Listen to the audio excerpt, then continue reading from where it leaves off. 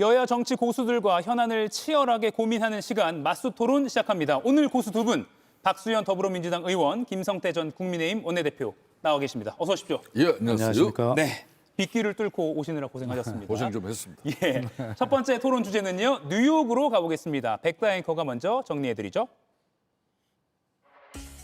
당신이 나를 밝은 쪽으로, 빛이 비추는 쪽으로, 꽃이 피고 있는 쪽으로 끌고 가기를 바랍니다. 한강 작가의 소년이 온다 속 한 구절이 유엔 본부 총회장에 울려 퍼졌습니다. 현지 시간 23일 이 대통령은 약 20분간 기조연설로 세계 최대 다자외교 무대 데뷔전을 치렀습니다. 저는 오늘 세계 평화와 인류 공영의 미래를 논의할 이 유엔 총회에서 세계 시민의 등불이 될 새로운 대한민국이 국제사회에 완전히 복귀했음을 당당하게 선언합니다. 이렇게 국제사회 복귀를 선언하면서 대한민국 33번, 평화 25번, 민주주의를 12번 언급한 이 대통령, 교류, 관계 정상화, 비핵화에 알파벳 첫 글자를 딴 END를 내세우면서 북한에 또 한 번 손을 내밀었는데요. 이 대통령의 엔드 구상, 한반도 그리고 국제 정세에 어떤 영향을 미칠까요? 네, 이재명 대통령이 유엔 총회 기조 연설에서요, 전 세계 지도자들 앞에서 END, 엔드 이니셔티브를 제시했습니다. 북한은 이재명 정부와 계속 선을 긋는 입장을 몇 번 내왔는데 북한의 입장이 나올지도 궁금합니다. 박수현 의원님, 네. END 이니셔티브 좀 어떻게 보셨습니까? 좀 현실적인 제안이 아닌가 이런 생각을 저는 개인적으로 하는데요. 예. 북한 체제를 존중하고 흡수 통일을 추구하지 않고 적대 행위를 중단한다는 3대 원칙을 제시를 했고 이런 어떤 단계적 접근을 통해서 실질적으로 북한은 적대적 두 국가론을 공식화하고 있지 않습니까? 그런 상황에서 우리는 평화적 두 국가론 이런 것들을 이야기하면서 상대의 체제를 일단은 존중하는 것부터 시작해야 된다. 예. 그런 대안을 이야기한 것이죠. 그래서 북한이 계속해서 지금 그 연설하기 이전에 또 한미 정상회담 이전에 반응이 없던 북한이 어쨌든 격한 용어를 사용했지만 미국을 향해서 어떤 이야기를 하기 시작하지 않았습니까? 예. 그 반응하기 시작했다는 것이죠. 점점 더 대화의 테이블 이런 것들이 마련되고 그걸 향해서 나아가고 있는 그런 느낌이 이제 드는 시점이고요.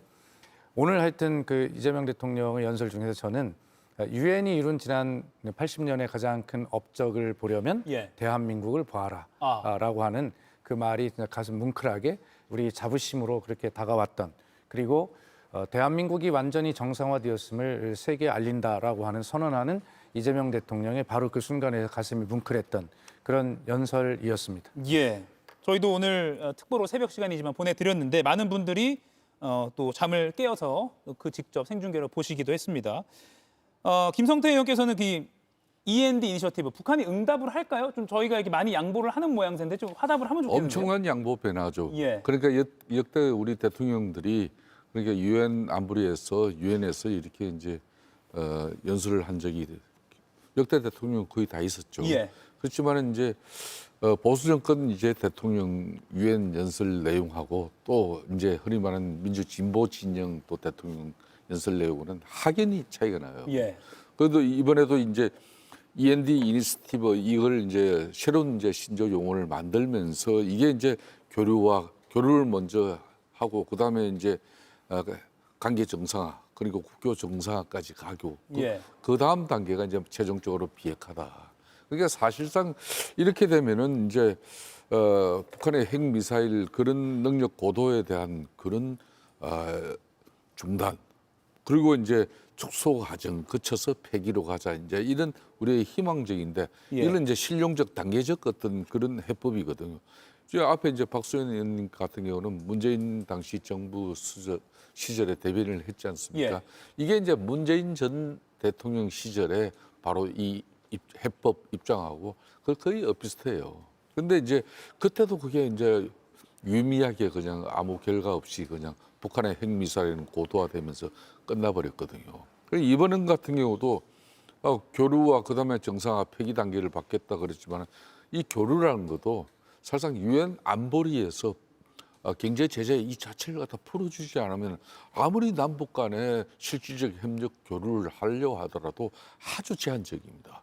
두 번째는 이제 비핵화니 이제 이 정상화 문제, 예. 국회 정상화 문제도 여차 잘못하면 이 관계 정상화 이런 부분이 맺어지면은 한국, 미국 정부 이 정부들이 자칫하면 북한의 핵을 갖다 용인하는 거로 국제사회에 이제 인식을 줄 수 있어요. 그럼으로써 북한은 이제 완전한 국제사회에서 핵 보유국의 지위를 갖게 되는 겁니다. 예. 그 핵 보유국의 지위라는 것은 지금 북한이 국제사회에서 대하는 거하고 하늘 땅 차이예요. 그런 측면에서 이재명 대통령의 간밤에 그런 유엔 연설 부분은 상당한 또 한편으로는 걱정과 우려도 있고 예. 북한이 변화하지 않는데 우리만 먼저 이렇게 큰 변화를 갖다가 제안하는 부분에 대해서 북한이 어떻게 나올 것인지 예. 불과 이틀 전까지만 해도 북한은 앞으로 대한민국 두 국가 체제다 통일 이야기 하지 마라 이런 이야기 다 했잖아요, 그죠? 예. 김성태 전 원내대표는 걱정을 하셨습니다. 그런데 제가 반론을 드리면서 질문 드리면 예. END라고 제시를 먼저 한 거잖아요. 그러니까 최종 목표까지를 끝까지 제시를 했습니다. 네. 그러면서 제일 먼저는 비핵화가 아니라 그래도 교류부터 먼저 하자.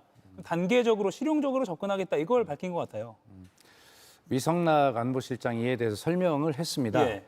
김성태 의원께서 말씀하신 대로 문재인 정부 때와 비슷하다 말씀하셨는데 그 말도 맞습니다.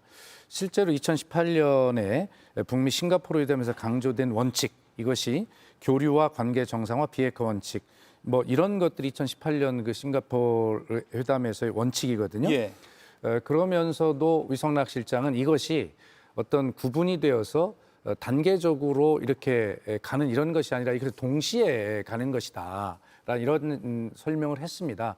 그러나 그렇다 하더라도 우선 그 교류부터 시작할 수밖에 없는 것 아니겠습니까? 그런 측면에서는 단계가 있다고 봐야죠. 예. 북한이 적대적 두 국가를 선언했다고 해서 우리가 그것을 인정하고 그 두 국가 체제를 완벽히 우리가 인정하는 상태에 머물러서는 안 되는 것은 상식 아니겠습니까? 그런 측면에서 어떤 노력을 해야 되는 것인데 아까 앵커가 말씀하신 대로 우리가 먼저 손을 내미는 것. 뭐 우리가 손을 당연히 먼저 내미는 것이 저는 중요하다고 생각합니다. 예. 그리고 아까 제가 설명드렸듯이 북한도 이제 그 말에 담겨 있는 그 언어는 굉장히 좀 거칠고 예. 그렇지만 그 거친 언어라도 나오기 시작했다는 게 중요한 거예요. 그것이 반응이거든요. 그래서 이런 어떤 시기들이 이제 다가오고 가장 낮은 단계의 어떤 교류에 손을 내미는 것 이런 것들을 통해서 좀 더 다음 단계로 나아가면서 위성락 실장이 이야기한 대로 이런 어떤 2단계, 3단계들이 어떤 구분이 계단처럼 지어지는 것이 아니라 함께 돌아가는 예. 그런 계기를 교류를 통해서 만들겠다라는 것은 현실적 접근이라고 봅니다. 예. 왜 웃으셨습니까? 그런데 END 구상을 저렇게 이제 박수현 이제 의원께서는 저렇게 잘 풀어 나갑니다. 이제 풀어 나가는데 이제 제가 조금 전에 웃어본 것은 북한이 그렇게라도 뭐 거친 표현이라도 이렇게 반응을 하기 시작했다는 게 그게 아주 진일보한 내용이다.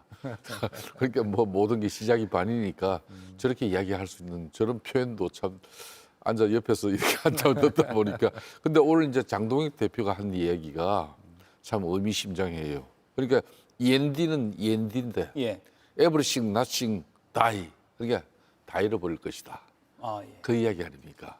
이게 상당히 저는 의미심장하게 받아들이는데 북한이 이제 소형 핵탄두까지 해가지고 매년 막 15개에서 20개 이상 이렇게 만들어내고 있는데 지금도 뭐 엄청난 지금 소형 핵폭탄을 지금 보유하고 있는 그런 국제사회에서의 다 파악이 있는데 과연 이렇게 핵 보유국의 지위를 갖다 우리 대한민국이 먼저 이렇게 유엔 안보리도 아직 결정도 안 한 부분을 먼저 이렇게 무장 해제시켜 버리면은 대한민국은 앞으로 유엔 안보리에서 어떤 판단을 할 것인지 그런 부분에 대해서 사전에 면밀한 어떤 점검과 또 향후 대책까지도 고려한 가운데 이번에 유엔 연설 이재명 대통령의 이런 입장이 있은 건지 그거는 상당한 야당으로서는 의문을 가질 수밖에 이 없습니다. 시점에서 우리가 하나 좀 같이 이야기해봐야 될 게 예. 좀 희망을 가져야 한다고 생각합니다. 그래 가능성이 있다고 생각하는 게 우리가 하노이 노딜로 결과적으로는 이것이 끝나 버렸지만 그러나 하노이까지 가는 과정이 있었습니다. 그리고 북한의 김정은 국방위원장이 결과적으로는 하노이까지 직접 열차를 타고 가지 않았습니까? 거기까지 갔다는 것은 트럼프 대통령과 김정은 국방위원장 간에 사인을 하기 위해서 간 것 아니겠어요? 예. 그럼 사인하는 그 문서, 서로 합의 조건들이 실무적으로 만들어졌다는 것을 의미하죠. 그것이 서로 다 양 정상 간에 보고를 받고 전부 다 허락을 했기 때문에 그걸 사인하러 간 겁니다. 그렇게 합의가 될 수 있다는 희망과 가능성을 우리는 놓치지 않아야 됩니다. 예. 다만 거기서 사인하기 직전에 미국 내부에 저는 여러 가지 이제 여건의 변화상 그 차려진 밥상을 쉽게 얘기하면 걷어찼기 때문에 김정은 국방위원장이 그 먼 길을 다시 열차를 타고 빈손으로 가야 되지 않았어요? 그것은 그 이후에 정치를 하더라도 거기까지 사인을 하러 갔다라고 하는 것은 이 비핵화를 위한 협상이 충분히 가능하고 그런 성과를 낸 경험도 있고 그렇기 때문에 그런 것들을 아예 불가능할 것이다라고 이렇게 포기하는 것보다는 지금 북한의 변화가 그때는 보다는 약간 또 위치가 달라진 측면도 있습니다만 그러나 그런 우리가 경험했던 가능성을 우리가 믿고 희망을 갖고 그렇게 나가야 된다 이런 생각을 합니다. 예, 그리고 하노이가 노딜이었지만 최근에 김정은 국무위원장이 트럼프 대통령과는 좋은 추억이 있다라고 말했으니까 그 하나의 끈은 또 남아 있다고 그렇습니다. 그것도 성과라고도 해석할 수도 있을 것 같습니다. 정치적 수사, 그 뭐 예. 레토릭 자체를 가지고 트럼프 대통령이든 김정은이든 그 예. 진실된 말하는 거 봤어요? 그 트럼프 대통령이 진실된 말 많이 하면은 지금 간세 협상 때문에 대한민국 기업들이 이렇게 이 고생 안 하죠. 그걸 네. 우리가 알고 그러니까 이제 지금 한반도 비핵화, 북한 비핵화 이런 모든 부분들이 맨 뒤로 가버렸어. 그러니까 교류 협력이고 또 국교 정상화, 관계 정상화가 우선이고 이래 버리면 사실상 북한은 이미 핵을 갖고 있는데 그걸 대한민국부터 용인해 준 게 유엔 안보리는 지금까지 강력한 경제 제재를 통해서 중국하고 러시아 빼고는 뭐 다 이제 미국을 비롯한 전 서방 세계가 북한을 갖다가 경계하고 있는데 그걸 한국이 먼저 무장 해제시켜주자. 이게 과연 국제사회에서 앞으로 대한민국의 위치는 어떻게 될 건지 그걸 고려해 달라는 거예요. 대북 정책을 바라보는 여야의 입장차가 여기서도 여실히 드러난 것 같습니다. 하나만 짧게 여쭐게요. 그러면 이 기조연설과 에이펙을 좀 연관 지어 볼게요. 경주 에이펙에서 이제 북중은 만나는 것으로 트럼프가 공식적으로 발표했고요. 북미는 어떻게 될 것인가? 기대를 할 만합니까? 기대는 하되 예. 우리가 과도한 기대는 하지 않는 게 좋겠다 이런 생각이요. 늘 어떤 외교 문제에 있어서 그런 원칙을 저는 가져야 한다고 보거든요. 예. 희망은 갖고 가능성에 믿음을 갖되 그러나 과한 기대는 하지 않는 게 좋겠다 이런 생각이고요. 아마 좀 그랜드한 프로젝트가 필요하지 않겠나 이런 생각이 듭니다. 뭐 어떤 거대한 측면에서의 그랜드가 아니라 좀 길게 보는 단계적인 어떤 그 접근법의 설계 이런 것들이 중요하고 지금 그 초입 단계에서 김정은 국방위원장과 당장 만날 가능성이 높다 낮다 이런 걸 따지는 그런 과도한 기대 뭐 이런 것들은 저는 별로 그렇게 큰 도움이 되지 않을 거라고 생각합니다. 예, 에이펙 성과 이어질까요? 저는 이제 유엔 총회 연설 그리고 이제 이 에이펙에서 또 이제 의장국이잖아요. 예. 대한민국이 그 이제 진행을 이제 이재명 대통령이 하는 거예요. 그러니까 이재명 대통령은 취임한 지 불과 100일 좀 넘었는데 저렇게 국제 외교 무대에서 자신의 그런 존재를 부각할 수 있는 그런 상당히 행운의 남자입니다. 아, 예. 복이 많은 사람이죠. 타이밍도 좋았다. 그렇죠. 예. 유엔 총회 연설 한 달 이후에 바로 그냥 앞으로 10월 말이면은 APEC 경주에서 열리지 않습니까? 예.